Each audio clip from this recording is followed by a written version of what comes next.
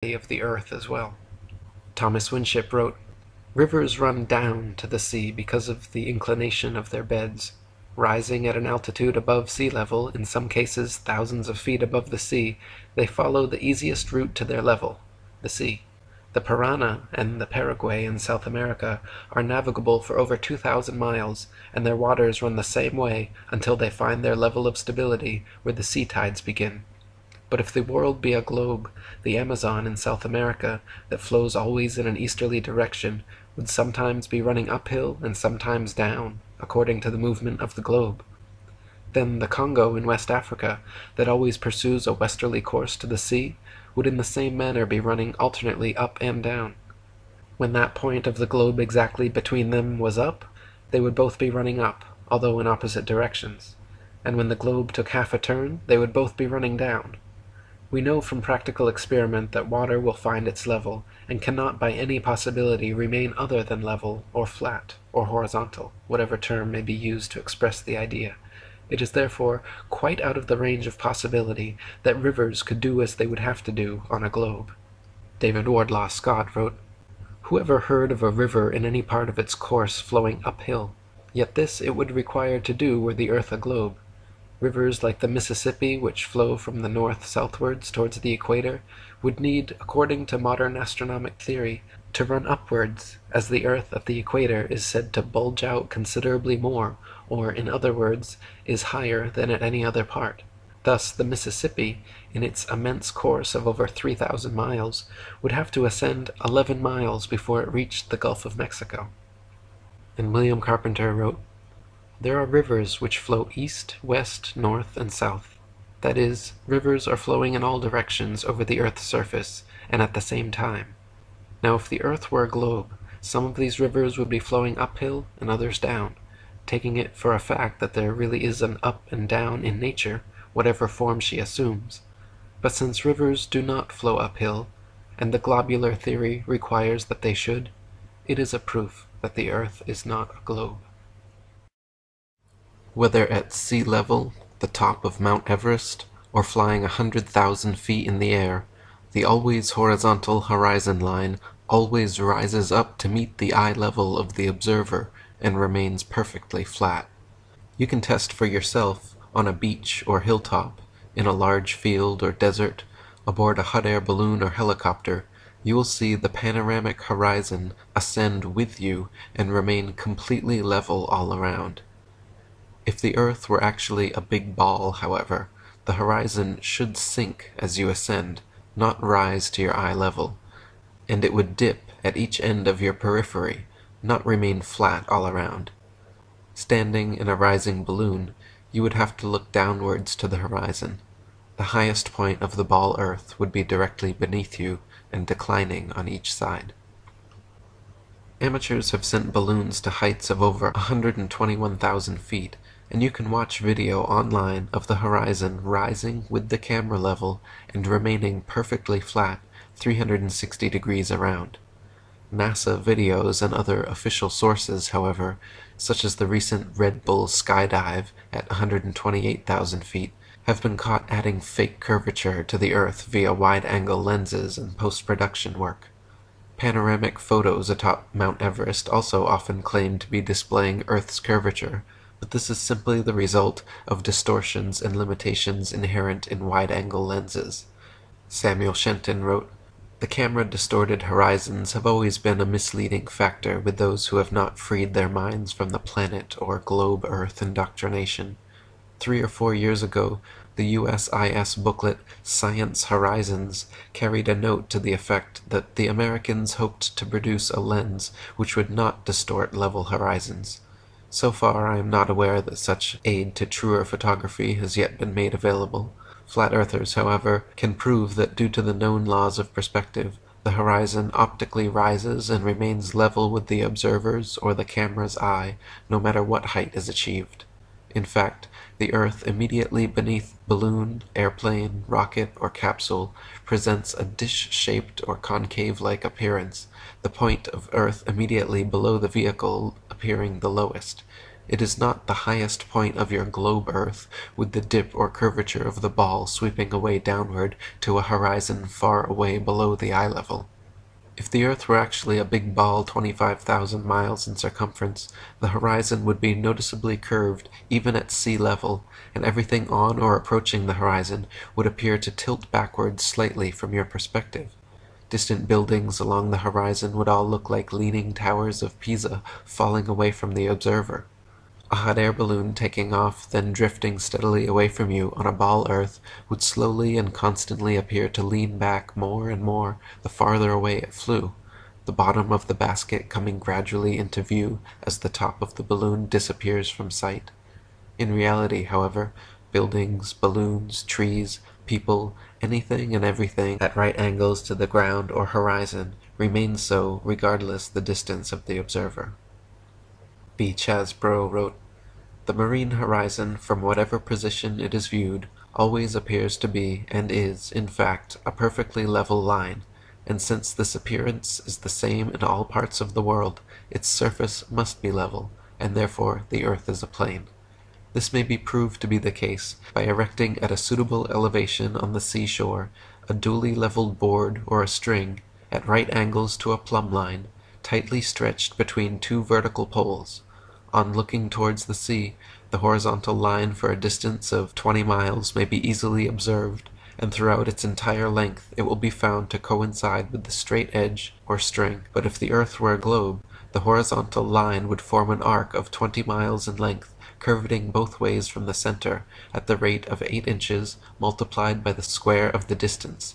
Hence the horizontal line at either end of the distance ought to be depressed some 66 feet below the horizon in the center. But as no such appearance is ever presented, it necessarily follows that the earth cannot be a globe, or other than a plane. Anyone can prove the sea horizon perfectly straight and the entire earth perfectly flat, using nothing more than a level, tripods, and a wooden plank. At any altitude above sea level, simply fix a 6 to 12 foot long, smooth leveled board edgewise upon tripods, and observe the skyline from eye level behind it. The distant horizon will always align perfectly parallel with the upper edge of the board.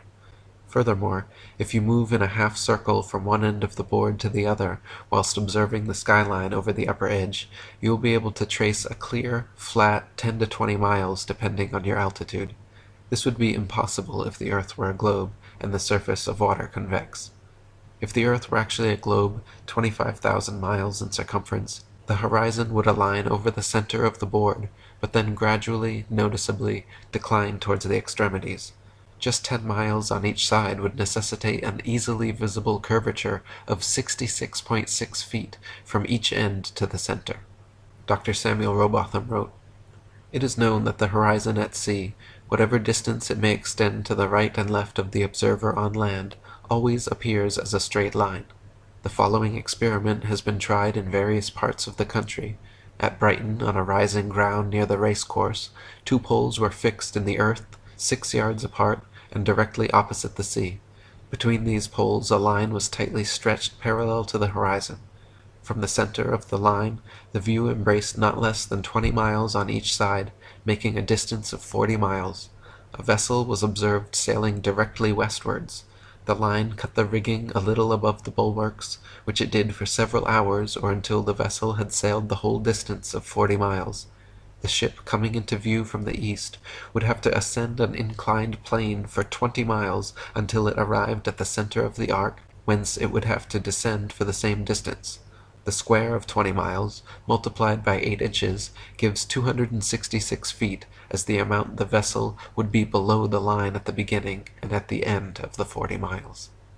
From the high land near Portsmouth Harbour in Hampshire, England, looking across Spithead to the Isle of Wight, the entire base of the island, where water and land come together, composes a perfectly straight line, 22 statute miles long. According to the ball earth theory, the Isle of Wight should decline 80 feet from the center on each side to account for the necessary curvature. The crosshairs of a good theodolite directed there, however, have repeatedly shown the land and water line to be perfectly level. On a clear day from the high land near Douglas Harbour on the Isle of Man, the whole length of the coast of North Wales is often plainly visible to the naked eye. from the point of Ayr at the mouth of the River Dee to Holyhead comprises a 50-mile stretch, which has also been repeatedly found to be perfectly horizontal. If the Earth actually had curvature of 8 inches per mile squared, as NASA and modern astronomy claim, the 50-mile length of Welsh coast seen along the horizon in Liverpool Bay would have to decline from the center point an easily detectable 416 feet on each side. Dr. Samuel Robotham wrote, "But as such declination or downward curvation cannot be detected, the conclusion is logically inevitable that it has no existence.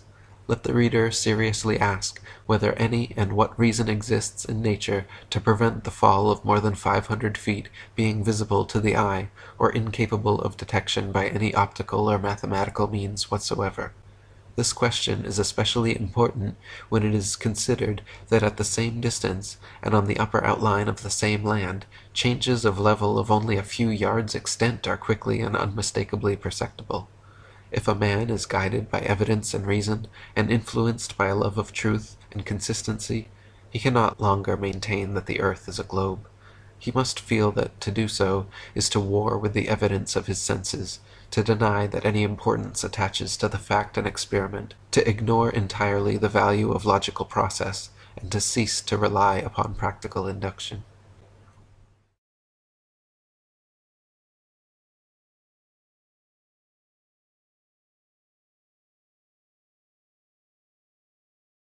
Surveyors, engineers, and architects are never required to factor the supposed curvature of the earth into their projects, providing another proof the world is a plane, not a planet.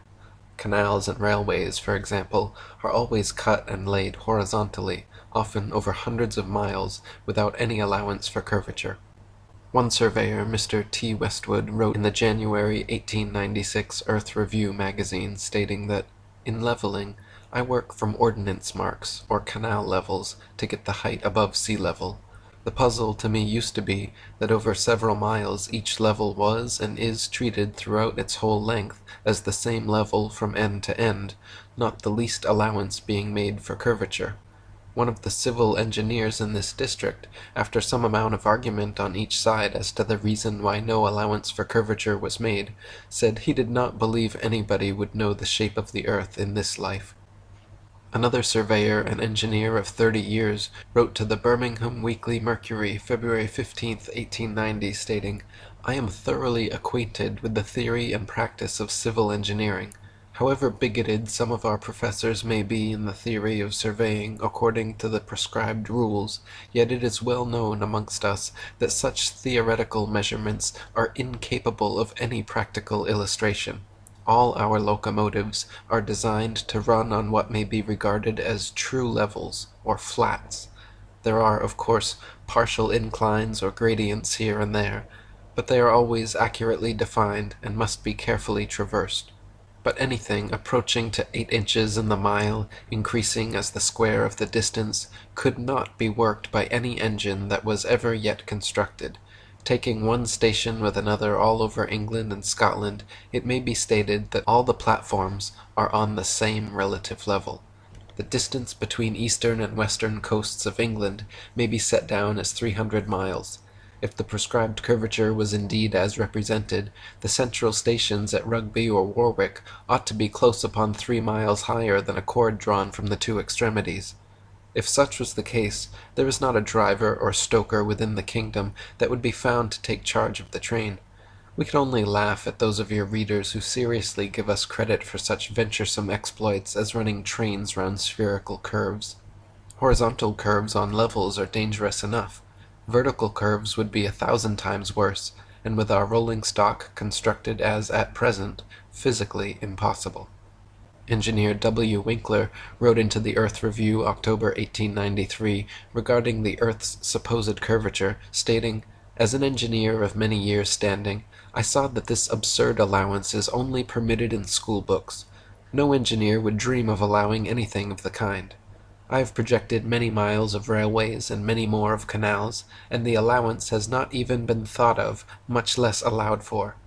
This allowance for curvature means this, that it is 8 inches for the first mile of a canal, and increasing at the ratio by the square of the distance in miles.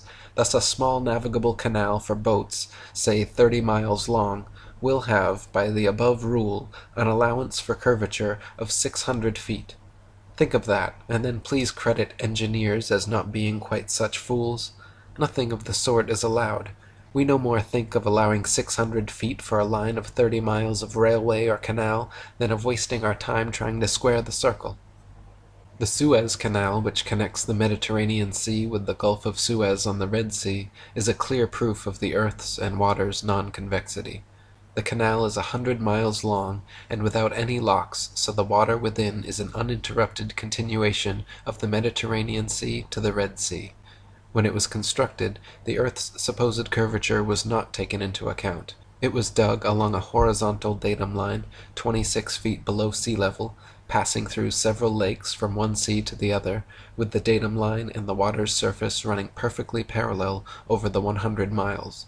The average level of the Mediterranean is 6 inches above the Red Sea, while the flood tides in the Red Sea rise 4 feet above the highest and drop 3 feet below the lowest in the Mediterranean, making the half-tide level of the Red Sea the surface of the Mediterranean Sea, and the 100 miles of water in the canal all a clear continuation of the same horizontal line. Were they instead the supposed curved line of globe earthers, the water in the center of the canal would be 1,666 feet above the respective seas on either side. David Wardlaw Scott wrote, "The distance between the Red Sea at Suez and the Mediterranean Sea is 100 statute miles, the datum line of the canal being 26 feet below the level of the Mediterranean, and is continued horizontally the whole way from sea to sea, there not being a single lock on the canal. The surface of water being parallel with the datum line, it is thus clear that there is no curvature or globularity for the whole 100 miles between the Mediterranean and the Red Sea.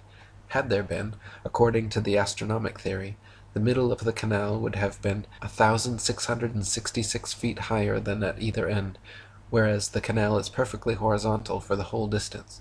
The Great Canal of China, said to be 700 miles in length, was made without regard to any allowance for supposed curvature, as the Chinese believe the earth to be a stationary plane. I may also add that no allowance was made for it in the North Sea Canal, or in the Manchester Ship Canal, both recently constructed, thus clearly proving that there is no globularity in earth or sea, so that the world cannot possibly be a planet." Thomas Winship wrote, "If the earth be the globe of popular belief, it is very evident that in cutting a canal an allowance must be made for the curvature of the globe, which allowance would correspond to the square of the distance multiplied by 8 inches. From the Age of 5th August 1892 I extract the following. The German Emperor performed the ceremony of opening the gates of the Baltic and North Sea Canal in the spring of 1891. The canal starts at Holtenau, on the south side of Kiel Bay, and joins the Elbe 15 miles above its mouth. It is 61 miles long, 200 feet wide at the surface, and 85 feet at the bottom, the depth being 28 feet. No locks are required, as the surface of the two seas is level. Let those who believe it is the practice for surveyors to make allowance for curvature ponder over the following from the Manchester Ship Canal Company, Earth Review, October 1893. It is customary in railway and canal constructions for all levels to be referred to a datum which is nominally horizontal and is so shown on all sections. It is not the practice in laying out public works to make allowances for the curvature of the earth. The London and North Western Railway forms a straight line 180 miles long between London and Liverpool. The railroad's highest point, midway at Birmingham Station, is only 240 feet above sea level. If the world were actually a globe, however, curvating 8 inches per mile squared, the 180-mile stretch of rail would form an arc, with the center point at Birmingham raising a full 5,400 feet above London and Liverpool. Adding the station's actual height, 240 feet, to its theoretical inclination, 5,400 feet, gives 5,640 feet as the rail's necessary height on a globe earth, more than 1,000 feet taller than Ben Nevis, the tallest mountain in Great Britain. Thomas Winship wrote, "In projecting railways on a globe, the datum line would be the arc of a circle corresponding to the latitude of the place. That the datum line for the railway projections is always a horizontal line proves that the general configuration of the world is horizontal. To support the globe theory, the gentlemen of the observatories should call upon the surveyor to prove that he allows the necessary amount for curvature. But this is what the learned men dare not do, as it is well known that the allowance for the supposed curvature is never made. David Wardlaw Scott wrote, "In a long line like that of the Great Pacific Railway, extending across North America, the supposed curvature would, of course, be proportionally great, extending to many miles in height, but not 1 inch was allowed by the engineers for curvature during the whole course of the construction of that vast line of railway. And if we think of it, how could it be otherwise? All railway metals must of necessity be straight, for how could any engine or carriage run with safety on a convex surface?" J.C. Bourne, in his book The History of the Great Western Railway, stated that the entire original English railroad, more than 118 miles long, that the whole line with the exception of the inclined planes, may be regarded practically as level. The British Parliament session in 1862, that approved its construction, recorded in Order No. 44 for the proposed railway, that "the section be drawn to the same horizontal scale as the plan, and to a vertical scale of not less than 1 inch to every 100 feet, and shall show the surface of the ground marked on the plan, the intended level of the proposed work, the height of every embankment, and the depth of every cutting, and a datum horizontal line, which shall be the same throughout the whole length of the work." Thomas Winship wrote, 118 miles of level railway, and yet the surface on which it is projected a globe? Impossible. It cannot be. Early in 1898 I met a Mr. Hughes, chief officer of the steamer City of Lincoln. This gentleman told me he had projected thousands of miles of level railway in South America, and never heard of any allowance for curvature being made. On one occasion he surveyed over 1,000 miles of railway, which was a perfect straight line all the way. It is well known that in the Argentine Republic and other parts of South America there are railways thousands of miles long, without curve or gradient. In projecting railways, the world is acknowledged to be a plane, and if it were a globe, the rules of projection have yet to be discovered. Level railways prove a level world, to the utter confusion of the globular school of impractical men with high salaries and little brains. That in all surveys no allowance is made for curvature, which would be a necessity on a globe, that a horizontal line is in every case the datum line, the same line being continuous throughout the whole length of the work, and that the theodolite cuts a line at equal altitudes on either side of it, which altitude is the same as that of the instrument, clearly proves, to those who will accept proof when it is furnished, that the world is a plane and not a globe. If the earth were a sphere, airplane pilots would have to constantly correct their altitudes downwards so as to not fly straight off into outer space. If the earth were truly a sphere 25,000 miles in circumference, curvating 8 inches per mile squared, a pilot wishing to simply maintain their altitude at a typical cruising speed of 500 miles per hour would have to constantly dip their nose downwards and descend 2,777 feet, over half a mile, every minute. Otherwise, without compensation, in 1 hour's time, the pilot would find themselves 166,666 feet, 31.5 miles, higher than expected. A plane flying at a typical 35,000 feet, wishing to maintain that altitude at the upper rim of the so-called troposphere in 1 hour, would find themselves over 200,000 feet high in the mesosphere, with a steadily raising trajectory the longer they go. I have talked to several pilots, and no such compensation for the earth's supposed curvature is ever made. When pilots set an altitude, their artificial horizon gauge remains level, and so does their course.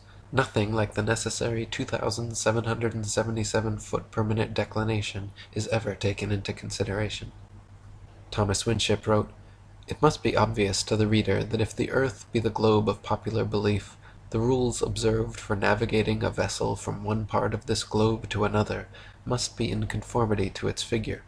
The datum line in navigation would be an arc of a circle, and all computations would be based on the convexity of water and worked out by spherical trigonometry.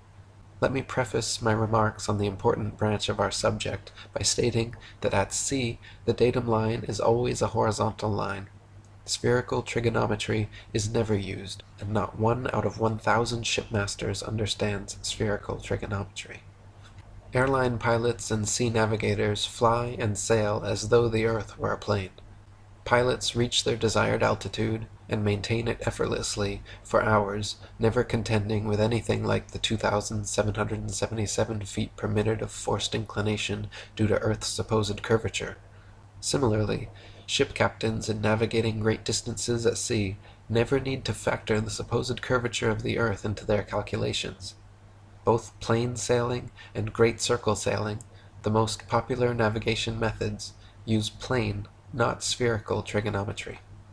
From Navigation and Nautical Astronomy, plain sailing is usually defined to be the art of navigating a ship on the supposition that the Earth is a plane. Even when longitude enters into consideration, it is still with the plane triangle only that we have to deal. But as the investigation here given in the text shows, the rules for plain sailing would equally hold good though the surface were a plane.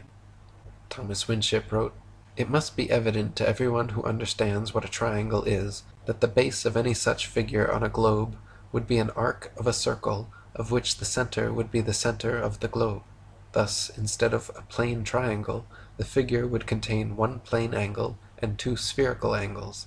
Hence, if the plane triangle is what we have to deal with, and such is the case, the base of the triangle would be a straight line, the ocean. That all triangulation used at sea is plane proves that the sea is a plane. The foregoing quotation states that a plane triangle is used for a spherical surface, but the rules for plane sailing would equally hold good though the surface were a plane. What fine reasoning! It is like saying that the rules for describing a circle are those used for drawing a square, but they would equally hold good though the figure were a square. Plain sailing is navigating a ship making all mathematical calculations on the assumption that the Earth is perfectly flat. If the Earth were, in fact, a sphere, such an errant assumption would lead to constant glaring inaccuracies, and the necessity for using spherical trigonometry would become obvious. Plain sailing has worked perfectly fine in both theory and practice for thousands of years, however, and plane trigonometry has time and again proven more accurate than spherical trigonometry in determining distances across the oceans. It is so commonly used at sea. Navigation in theory and practice states that, in practice, scarcely any other rules are used but those derived from plain sailing. The great and serious objection to plain sailing is that longitude cannot be found by it accurately, although in practice it is more frequently found by it than any other method. So both latitude and longitude are found most often and most accurately by assuming the Earth to be flat, more accurately even than assuming the Earth to be spherical. Thomas Winship wrote, "Plain sailing proves that the surface of water is a plane or horizontal surface, and in practice it is shown that this plane extends for many thousands of miles. Whether the voyage is outwards or homewards makes no difference, thus showing that a short voyage to the Cape and back to England can be accomplished by plain sailing.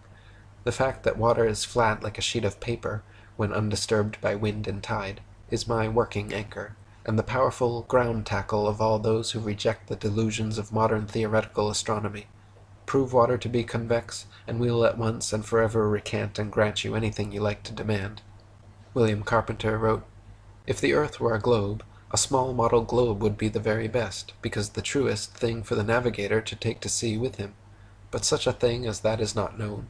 With such a toy as a guide, the mariner would wreck his ship of a certainty. This is a proof that the Earth is not a globe.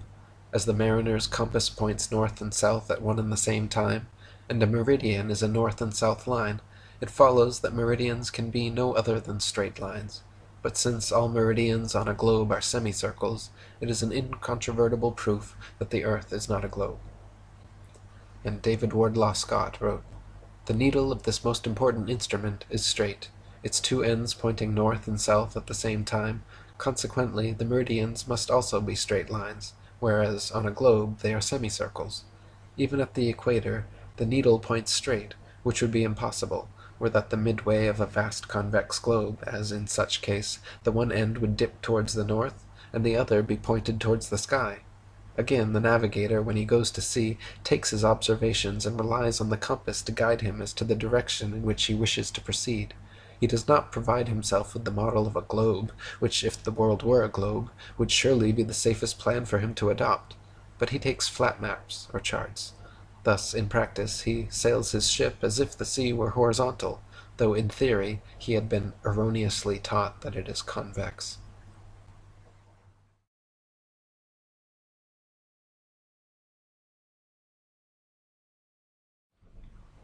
In the flat Earth model of the cosmos, the North Pole is the immovable center of the world and the entire universe. Polaris, the North Star, sits straight over the North Pole, at the highest point in the heavens, and like a slowly rotating planetarium dome, all the celestial bodies revolve around Polaris and over the Earth once per day.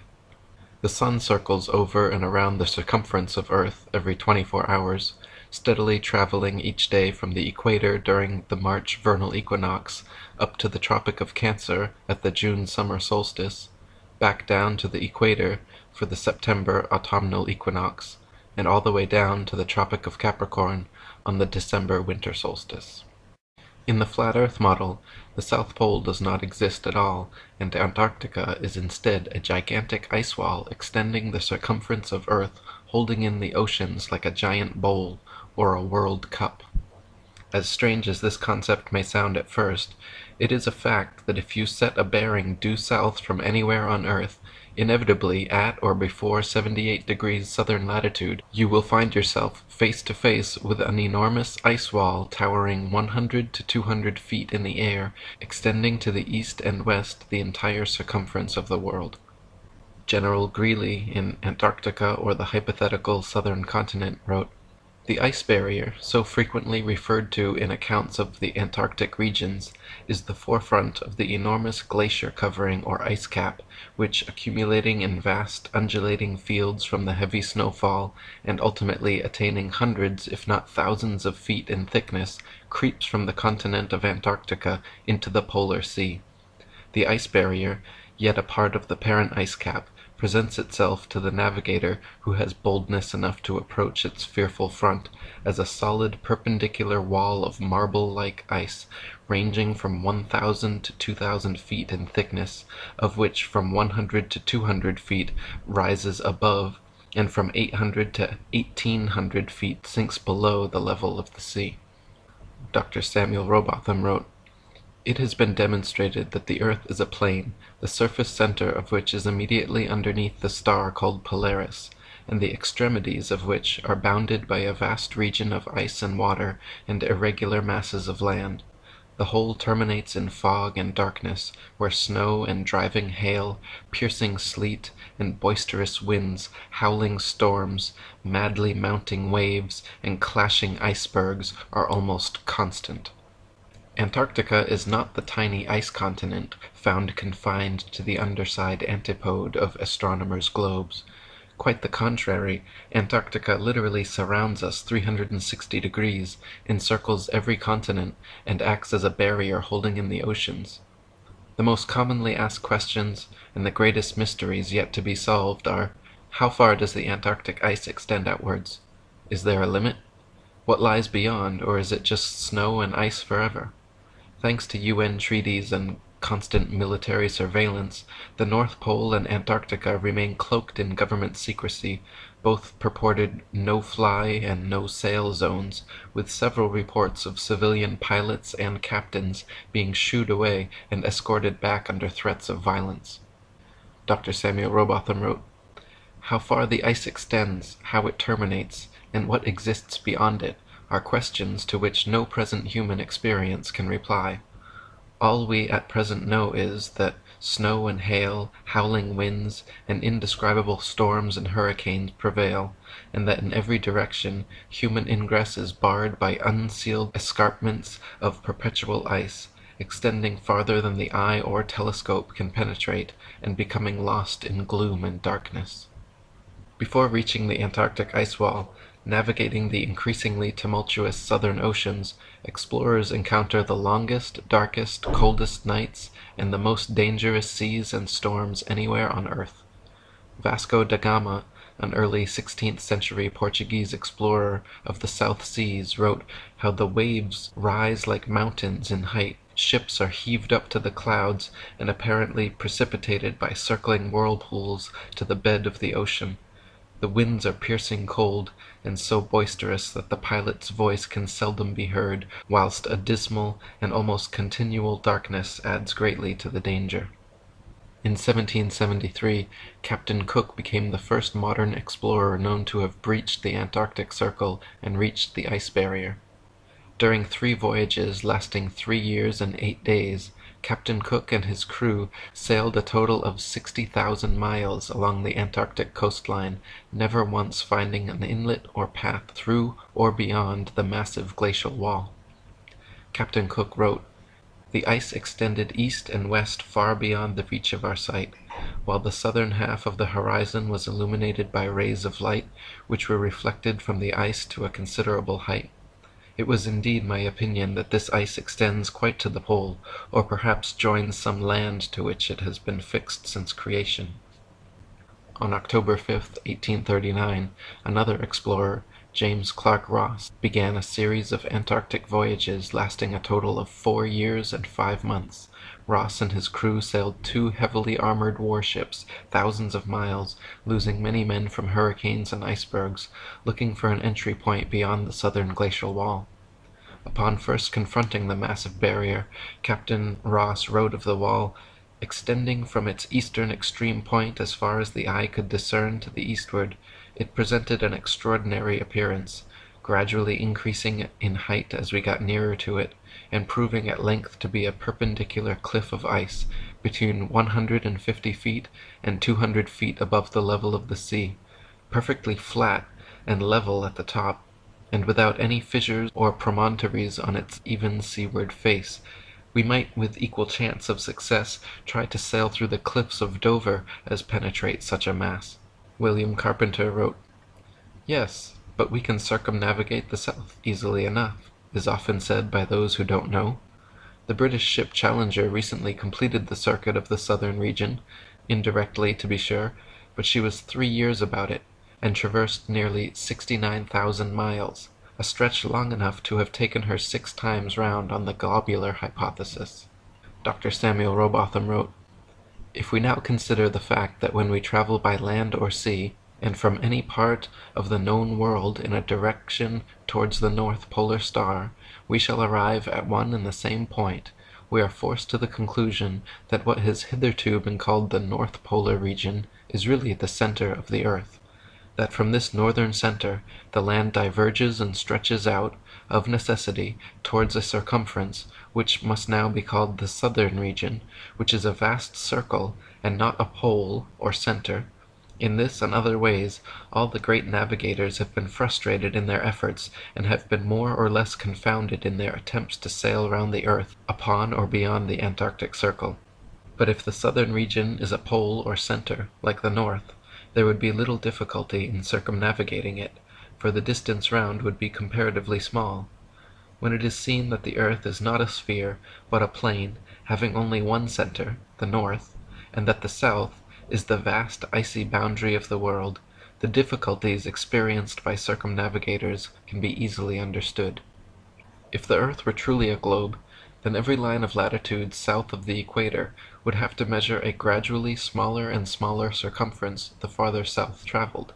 In other words, the circumference at 10 degrees south latitude would comprise a smaller circle than at the equator, 20 degrees south latitude would comprise a circle smaller than 10, and so on. If, however, the earth is an extended plane, then every line of latitude south of the equator should measure a gradually larger and larger circumference the farther south traveled. 10 degrees south latitude will comprise a larger circle than the equator, 20 degrees south latitude will comprise a circle larger than 10, and so on. Likewise, if the earth were a globe, lines of longitude would bubble out at the equator while converging at the poles, whereas if earth is an extended plane, lines of longitude should simply expand straight outwards from the North Pole. So which is actually the case? David Wardlaw Scott wrote, "Upon the principle as taught by Scripture and common observation that the world is not a planet but consists of vast masses of land stretched out upon level seas, the north being the center of the system, it is evident that the degrees of longitude will gradually increase in width the whole way from the north center to the icy boundary of the great southern circumference. in consequence of the difference between the actual extent of longitudes and that allowed for them by the nautical authorities, which difference, at the latitude of the Cape of Good Hope, has been estimated to amount to a great number of miles. Many shipmasters have lost their reckoning, and many vessels have been wrecked. Ship captains, who have been educated in the globular theory, know not how to account for their getting so much out of their course in southern latitudes, and generally put it down to currents. But this reason is futile, for although currents may exist, they do not usually run in opposite directions, and vessels are frequently wrecked whether sailing east or west. During Captain James Clark Ross's voyages around the Antarctic circumference, he often wrote in his journal, perplexed at how they routinely found themselves out of accordance with their charts, stating that they found themselves an average of 12 to 16 miles outside their reckoning every day, some days as much as 29 miles. Lieutenant Charles Wilkes commanded a United States Navy exploration expedition to the Antarctic from August 18, 1838 to June 10, 1842. Almost 4 years spent exploring and surveying the Southern Ocean. In his journals, Lieutenant Wilkes also mentioned being consistently east of his reckoning, sometimes over 20 miles in less than 18 hours. Dr. Samuel Robotham wrote, "The commanders of these various expeditions were, of course, with their education and belief in the earth's rotundity, unable to conceive of any other cause for the differences between log and chronometer results than the existence of currents. But one simple fact is entirely fatal to such an explanation, that when the route taken is east or west, the same results are experienced. The water of the southern region cannot be running in two opposite directions at the same time, and hence, although various local and variable currents have been noticed, they cannot be shown to be the cause of the discrepancies so generally observed in high southern latitudes between time and log results.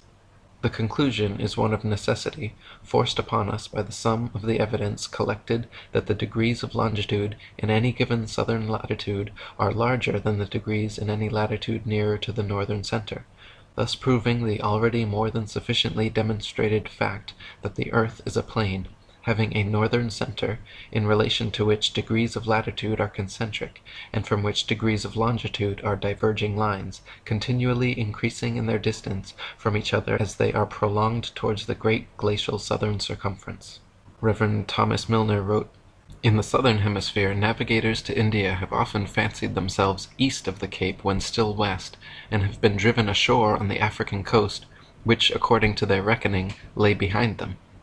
This misfortune happened to a fine frigate, the Challenger, in 1845. How came Her Majesty's ship Conqueror to be lost? How have so many other noble vessels, perfectly sound, perfectly manned, perfectly navigated, been wrecked in calm weather, not only in dark night or in a fog, but in broad daylight and sunshine, in the former case upon the coasts, in the latter upon sunken rocks, from being out of reckoning, under circumstances which until now have baffled every satisfactory explanation? The equatorial circumference of the supposed ball earth is said to be 24,900 statute, or 21,600 nautical miles. A nautical mile is the distance following the supposed curvature of the earth from 1 minute of latitude to the next. A statute mile is the straight line distance between the two, not taking into account Earth's alleged curvature. The Australian Handbook Almanac Shippers and Importers Directory states that the distance between Sydney and Nelson is 1,400 nautical, or 1,633 statute miles. Allowing a more than sufficient 83 miles as the distance for rounding Cape Farewell and sailing up Tasman Bay to Nelson leaves 1,550 statute miles as the straight-line distance from the meridian of Sydney to the meridian of Nelson. Their given difference in longitude is 22 degrees 2 minutes 14 seconds. Therefore, if 22 degrees 2 minutes 14 seconds out of 360 is 1,550 miles, the entirety measures 25,182 miles. This is larger than the earth is said to be at the equator, and 4,262 miles greater than it would be at Sydney's southern latitude on a globe of said proportions. 1/360th part of 25,182 gives 70 miles as the distance between each degree of longitude at Sydney's 34° southern latitude. On a globe 25,000 miles in equatorial circumference, however, degrees of longitude at 34 degrees latitude would be only 58 miles, a full 12 miles per degree less than reality. This perfectly explains why Ross and other navigators in the deep south experienced 12-plus-mile daily discrepancies between their reckoning and reality. The farther south traveled, the farther the divide. Dr. Samuel Robotham wrote, "From near Cape Horn, Chile, to Port Phillip in Melbourne, Australia, the distance is 9,000 miles. These two places are 143 degrees of longitude from each other. Therefore the whole extent of the Earth's circumference is a mere arithmetical question. If 143 degrees make 9,000 miles, what will be the distance made by the whole 360 degrees into which the surface is divided? The answer is 22,657 miles, or 8,357 miles more than the theory of rotundity would permit. It must be borne in mind, however, that the above distances are nautical measure, which, reduced to statute miles, gives the actual distance round the southern region at a given latitude as 26,433 statute miles, or nearly 1,500 miles more than the largest circumference ever assigned to the earth at the equator. Similar calculations made from the Cape of Good Hope, South Africa, to Melbourne, Australia, at an average latitude of 35.5 degrees south, have given an approximate figure of over 25,000 miles, which is again equal to or greater than the Earth's supposed greatest circumference at the equator. Calculations from Sydney, Australia, to Wellington, New Zealand, at an average of 37.5 degrees south, have given an approximate circumference of 25,500 miles, greater still. According to the ball-earth theory, the circumference of the Earth at 37.5 degrees southern latitude should be only 19,757 statute miles, almost 6,000 miles less than such practical measurements. Dr. Samuel Robotham wrote, "The above calculations are, as already stated, only approximate, but as liberal allowances have been made for irregularities of route, etc., they are sufficiently accurate to prove that the degrees of longitude, as we proceed southwards, do not diminish as they would upon a globe, but expand or increase as they must if the earth is a plane, or, in other words, the farthest point, or greatest latitude south, must have the greatest circumference and degrees of longitude." And William Carpenter wrote, "Parallels of latitude only, of all imaginary lines on the surface of the earth, are circles, which increase progressively from the northern center to the southern circumference. The mariner's course in the direction of any one of these concentric circles is his longitude, the degrees of which increase to such an extent beyond the equator, going southwards, that hundreds of vessels have been wrecked because of the false idea created by the untruthfulness of the charts and the globular theory together, causing the sailor to be continually getting out of his reckoning. With a map of the earth in its true form, all difficulty is done away with, and ships may be conducted anywhere with perfect safety. This, then, is a very important practical proof that the earth is not a globe." I phoned up Antarctica. There's like a tourist umbrella you have to go through, and I sort of said, "Oh, I've got loads of money. I've got boats in Hawaii and India," which I don't. And me and some friends were going to hack down to Antarctica and walk across it. And I got loads of emails off these people saying, "No, you don't. No, you don't. Fill out your permits. You got Orange membership. And fill out this. Why are you coming?" I got like totally hammered just for saying I'm coming to Antarctica. What I found is you're only allowed in through New Zealand, South America at the bottom, and South Africa at the bottom. And they take you in, you see some penguins, you sleep somewhere cold, and they throw you back out, all for like $5,000. Now, it's totally locked down, and I did an article about it where I looked at the Treaty of Antarctica, which is some countries got together and locked it down. They've got a lot of science research going on there, and they just don't let anyone in. Now, where this treaty meet, they have a big table that's shaped in a pyramid with the top cut off. which is, you can call me a conspiracy theorist, but there's obviously something there. What would you like to add on the Antarctica rim model, Eric? Yeah, so Antarctica is not just the tiny ice continent on the bottom of the globe that it shows, but it is the case that no matter where you are on Earth, if you go southwards from there, you'll hit Antarctica. So if you imagine expanding that little Antarctic continent on the bottom of the globe out to an ice rim all the way across, around the Earth rather, the North Pole being in the center, anywhere you go in a straight line, you will end up going to the ice wall. Yeah, and many boats through, since the 40s, 50s have talked about my instruments went crazy, there were ice walls for hundreds of miles, I got lost. There's so many of these stories.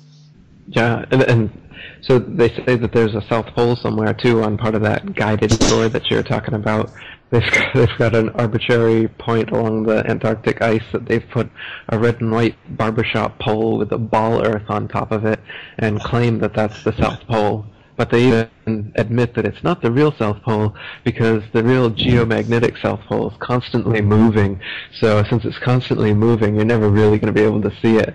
But the reality is they can't have people going down there with a compass and checking to see if it really is the South Pole. Last year, Prince Harry was down there, and he basically just made some filming. He was with Rupert and Tarquin and a few of his friends.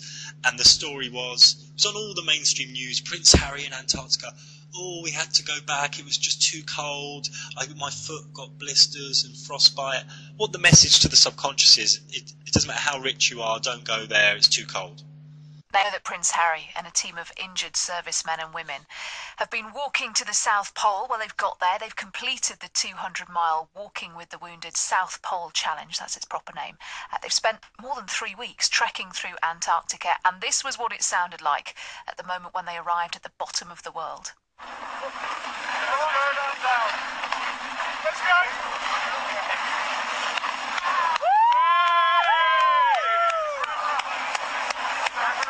Almost sounds quite restrained, doesn't it, after all that effort? Well, they spent 20 hours in a cold chamber. This was the prince and the other competitors who were with him to prepare for the conditions that they were going to find down there.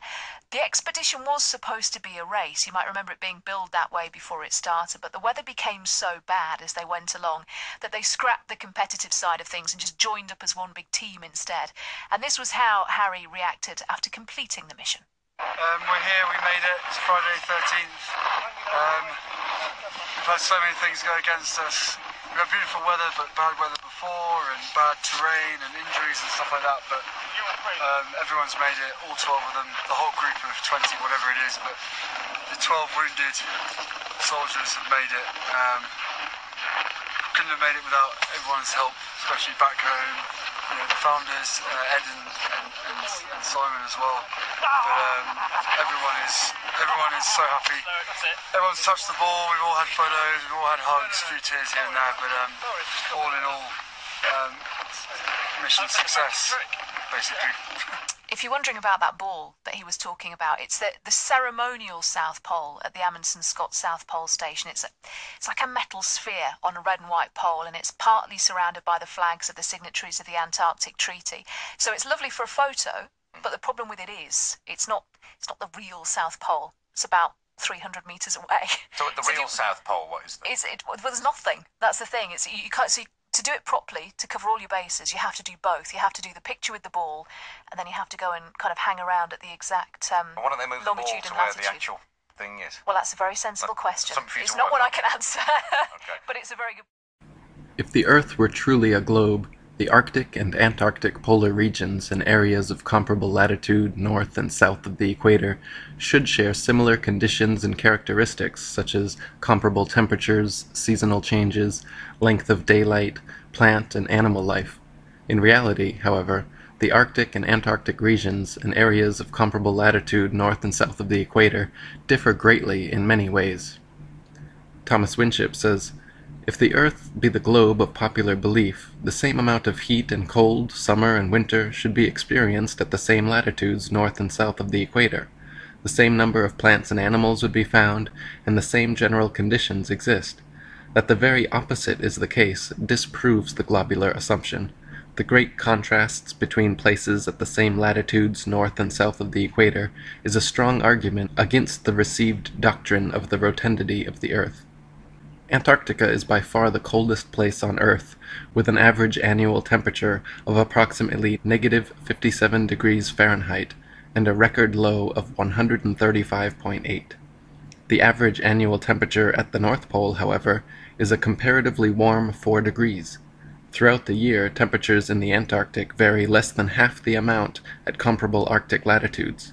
The northern Arctic region enjoys moderately warm summers and manageable winters, whereas the southern Antarctic region never even warms enough to melt the perpetual snow and ice. Thomas Winship wrote, "This uniformity of temperature partly accounts for the great accumulation of ice which is formed, not on account of the great severity of the winter, but because there is practically no summer to melt it. In the Antarctic there is eternal winter, and snow never melts. As far north as a man has traveled, he has found reindeer and hare basking in the sun, and country brilliant with rich flora. Within the Antarctic Circle, no plant is to be found. The island of Kerguelen at 49 degrees southern latitude has only 18 species of native plants that can survive its hostile climate. Compare this with the island of Iceland at 65 degrees northern latitude, 16 degrees further north of the equator than Kerguelen is south, yet Iceland is home to 870 species of native plants. On the Isle of Georgia, just 54 degrees southern latitude, the same latitude as Canada or England in the north, where dense forests of various tall trees abound, the infamous Captain Cook wrote that he was unable to find a single shrub large enough to make a toothpick. Cook wrote, "Not a tree was to be seen. The lands which lie to the south are doomed by nature to perpetual frigidness, never to feel the warmth of the sun's rays, whose horrible and savage aspect I have not words to describe. Even marine life is sparse in certain tracts of vast extent, and the sea-bird is seldom observed flying over such lonely wastes. The contrasts between the limits of organic life in Arctic and Antarctic zones is very remarkable and significant. Vegetables and land animals are found at nearly 80 degrees in the north, while from the parallel of 58 degrees in the south, the lichen and such-like plants only clothe the rocks, and sea-birds and the cetaceous tribes alone are seen upon the desolate beaches. In the Arctic there are 4 clearly distinguished seasons, warm summers, and an abundance of plant and animal life, none of which can be said of the Antarctic. The Eskimo live as far north as the 79th parallel, whereas in the south no native man is found higher than the 56th. Admiral Ferdinand von Wrangel, the 19th century Russian Arctic explorer, wrote how in the north countless herds of reindeer, elks, black bears, foxes, sable, and gray squirrels fill the upland forests. Stone foxes and wolves roam over the low ground. Enormous flights of swans, geese, and ducks arrive in spring, and seek deserts where they may molt and build their nests in safety. Eagles, gulls, and owls pursue their prey along the sea coast. Ptarmigan run in troops among the bushes. Little snipes are busy among the brooks and in the morasses. The social crows seek the neighborhood of man's habitations, and when the sun shines in spring, one may sometimes even hear the cheerful note of the finch, and in autumn that of the thrush. W.N.R. Chambers, in Arctic Explorations, wrote, "Beyond the 70th degree of southern latitude, not a tree meets the eye. Wearied with the white waste of snow, forests, woods, even shrubs have disappeared, and given place to a few lichens and creeping woody plants, which scantily clothe the indurated soil.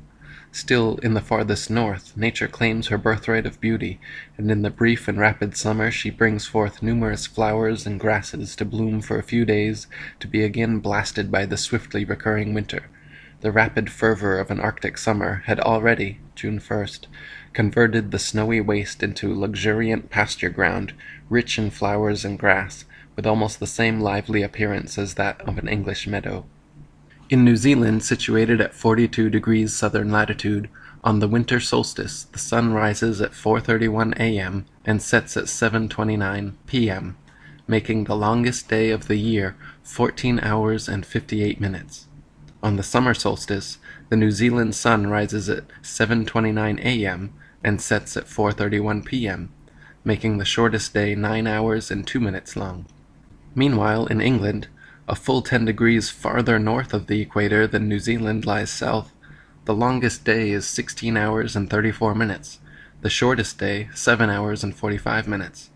Therefore, the longest day in New Zealand is 1 hour and 36 minutes shorter than the longest day in England, and the shortest day in New Zealand is 1 hour and 17 minutes longer than the shortest day in England.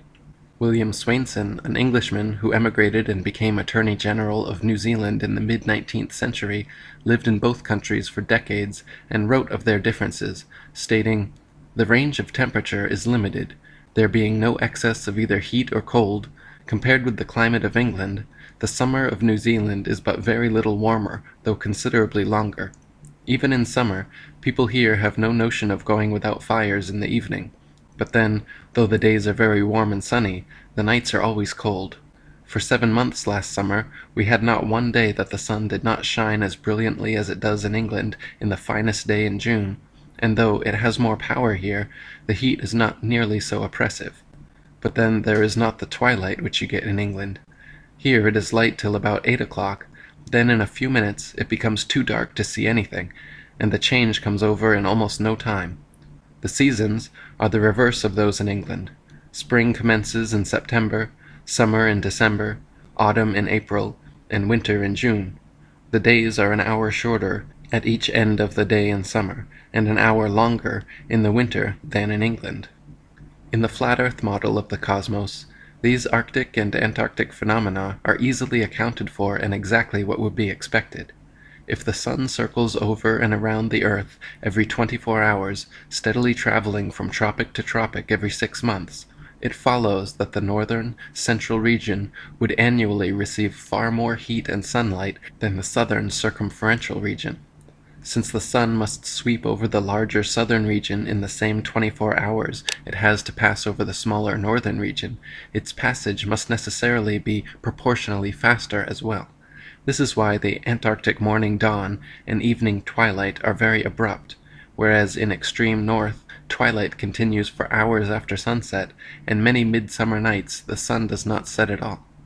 Dr. Samuel Robotham said, "If the sun is fixed and the earth revolves underneath it, the same phenomena would exist at the same distance on each side of the equator. But such is not the case. What can operate to cause the twilight in New Zealand to be so much more sudden, or the nights so much colder than in England? The southern hemisphere cannot revolve more rapidly than the northern.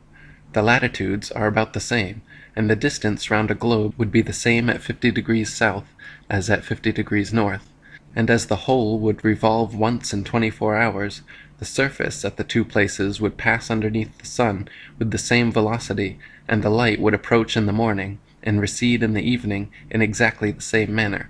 Yet the very contrary is the fact. The constant sunlight of the north develops, with the utmost rapidity, numerous forms of vegetable life, and furnishes subsistence for millions of living creatures.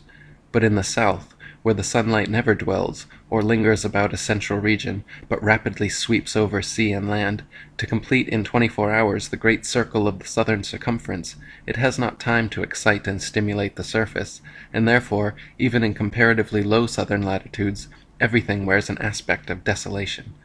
These differences in the north and south could not exist if the earth were a globe, turning upon axes underneath a non-moving sun. The two hemispheres would at the same latitudes have the same degree of light and heat, and the same general phenomena, both in kind and degree. The peculiarities which are found in the south as compared with the north are only such as could exist upon a stationary plane, having a northern center, concentric with which is the path of the moving sun." And William Carpenter wrote, "Every year the sun is as long south of the equator as he is north, and if the earth were not stretched out as it is, in fact, but turned under, as the Newtonian theory suggests, it would certainly get as intensive a share of the sun's rays south as north. But the southern region being, in consequence of the fact stated, far more extensive than the region north, the sun, having to complete his journey round every 24 hours, travels quicker as he goes further south, from September to December, and his influence has less time in which to accumulate at any given point. Since, then, the facts could not be as they are if the earth were a globe, it is a proof that the earth is not a globe." During Arctic summer, from approximately the 22nd to the 25th of June, at a high enough latitude and altitude, you can watch a phenomenon known as the midnight sun, where the sun stays continuously visible in the sky for 3 days straight. The midnight sun rises on the 22nd, and for the next 72 hours never disappears from sight, slowly ascending and descending every 12 hours, showing 3 brilliant sunsets and sunrises without ever actually setting below the horizon. In the Brighton Examiner of July 1870, United States Ambassador to Norway Mr. Campbell described his experience witnessing the midnight sun with a group of gentlemen on a cliff 1,000 feet above the Arctic Sea at the 69th north parallel. It was late but still sunlight. The Arctic Ocean stretched away in silent vastness at our feet. The sound of the waves scarcely reached our airy lookout. Away in the north the huge old sun swung low along the horizon, like the slow beat of the tall clock in our grandfather's parlor corner. We all stood silently, looking at our watches. When both hands stood together at 12 midnight, the full round orb hung triumphantly above the waves. A bridge of gold running due north spangled the water between us and him. There he shone in silent majesty, which knew no setting. We involuntarily took off our hats. No word was said. Combine the most brilliant sunrise you ever saw, and its beauties will pall before the gorgeous coloring which lit up the ocean, heaven, and mountains. In half an hour the sun had swung up perceptibly on its beat. The colors had changed to those of morning. A fresh breeze had rippled over the florid sea. One songster after another piped out of the ground behind us. We had slid into another day. From the land of the midnight sun. Tourists from Haparanda prefer going to Ayasaxa, a hill 680 feet above the sea, from which, through 8 or 10 miles south of the Arctic Circle, they can see the midnight sun for 3 days. As the voyage drew to a close, and we approached the upper end of the Gulf of Bothnia, the twilight had disappeared, and between the setting and rising of the sun hardly 1 hour elapsed. Haparanda is in 65 degrees 31 minutes north latitude and 41 miles south of the Arctic Circle. It is 1 degree 18 minutes farther north than Archangel and in the same latitude as the most northern part of Iceland. The sun rises on the 21st of June at 12:01 a.m. and sets at 11:37 p.m. From the 22nd to the 25th of June, the traveler may enjoy the sight of the midnight sun from Avasaxa, a hill 680 feet high and about 45 miles distant. If the earth were actually a spinning globe revolving around the sun, the only place such a phenomena as the midnight sun could be observed would be at the poles.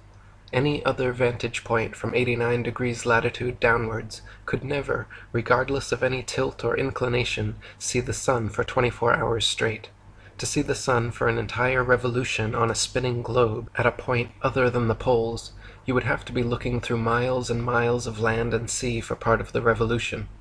Anyone below the 89th parallel could never witness the sun for 72 hours, 3 whole revolutions, straight, because to do so would be to assume you are somehow seeing through the globe and to the sun on the other side.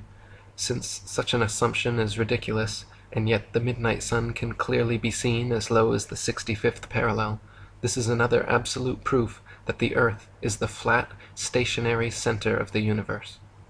Thomas Winship wrote, "If the earth be a globe, at midnight the eye would have to penetrate thousands of miles of land and water, even at 65 degrees north latitude, in order to see the sun at midnight. That the sun can be seen for days together in the far north during the northern summer proves that there is something very seriously wrong with the globular hypothesis. Besides this, how is it that the midnight sun is never seen in the south during the southern summer? Cook penetrated as far south as 71 degrees, Weddell in 1893 reached as far as 74 degrees, and Sir James C. Ross in 1841 and 1842 reached the 78th parallel. But I am not aware that any of these navigators have left it on record that the sun was seen at midnight in the south." Heliocentrists also cannot explain why the midnight sun phenomena is not experienced anywhere in the southern hemisphere at any time of year. Quite to the contrary, it has been recorded by the Royal Belgian Geographical Society in Expedition Antarctique Belge that during the most severe part of the Antarctic winter, from 71 degrees south latitude onwards, the sun sets on May 17th and is not seen above the horizon again until July 21st. This is completely at odds with the ball Earth theory, but easily explained by the flat Earth model. The midnight sun is seen from high altitudes in extreme northern latitudes during Arctic summer because the sun, at its innermost cycle, is circling tightly enough around the polar center that it remains visible above the horizon for someone at such a vantage point. Likewise, in extreme southern latitudes, during Arctic summer, the sun completely disappears from view for over 2 months, because there, at the northern tropic, at the innermost arc of its boomerang journey, the sun is circling the northern center too tightly to be seen from the southern circumference.